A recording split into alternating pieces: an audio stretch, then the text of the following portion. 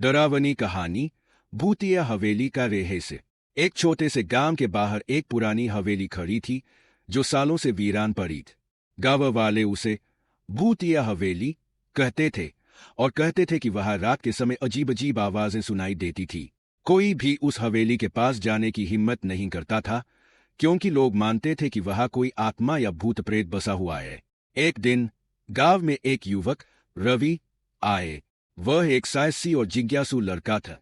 जब उसने हवेली के बारे में सुना तो उसे यह केवल एक गांव की अफवाह लग। रवि ने ठान लिया कि वह हवेली में जाकर इसका सच जानकर रहेगा। उसने अपने कुछ दोस्तों को भी साथ लिया, लेकिन डर के कारण कोई भी उसके साथ नहीं आए। अकेले ही वह हवेली की ओर बढ़ने लग। जैसे ही वह हवेली के पास पहुंचा, हवेली की खिड़कियां और दरवाजे पुरानी लकड़ी से बने हुए थे जो किसी झनक के बिना खुलने की बजाय सड़न की गंध फैला रहे थे। रवि ने दरवाजा खटखटाया, लेकिन अंदर से कोई जवाब नहीं आए। उसने हिम्मत जुटाकर दरवाजा खोला और अंदर दाखिल हुआ। हवेली के अंदर घना अंधेरा था और उसकी नजरें चारों ओर दौड़ने लगीं। रवि ने अपनी टॉर्च का स्विच ऑन किया और धीरे धीरे आगे बढ़ने लग। दीवारों पर पुरानी तस्वीरें लटकी हुई थीं जिनमें लोग हंसते हुए नजर आ रहे थे, लेकिन उन तस्वीरों के चेहरों पर जैसे एक गहरी उदासी छाई हुई थी। रवि को कुछ अजीब महसूस हो रहा था, लेकिन उसने फिर भी कदम बढ़ाए।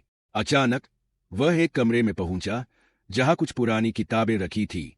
जैसे ही उसने एक किताब उठाई, कमरे के अंदर तेज तेज कदमों की आवाजें सुनाई दी। रवि का दिल धड़कने लगा, लेकिन उसने हिम्मत जुटाई और आवाज की दिशा की ओर बढ़ने लग।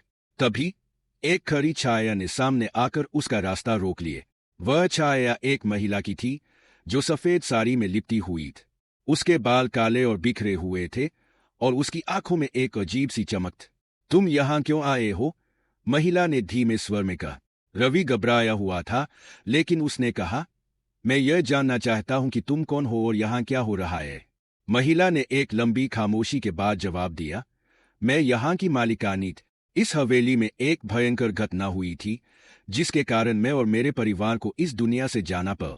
अब मैं और मेरे जैसे लोग इस हवेली में बंधे हुए हैं। हम कभी मुक्त नहीं हो सकते। रवि ने डरते हुए पूछा, तो क्या तुम हमें नुकसान पहुंचाओगी?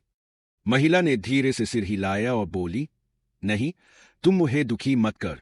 सिर्फ इस जगह के रहस्य को जानो और इसे छोड़ दो। रवि ने महसूस किया कि यह आत्मा एक प्रेत नहीं, बल्कि एक बुरी किस्मत का शिकार था। उसने वादा किया कि वह किसी को भी इस हवेली के बारे में नहीं बताएगा और चुपचाप वहां से चला गए।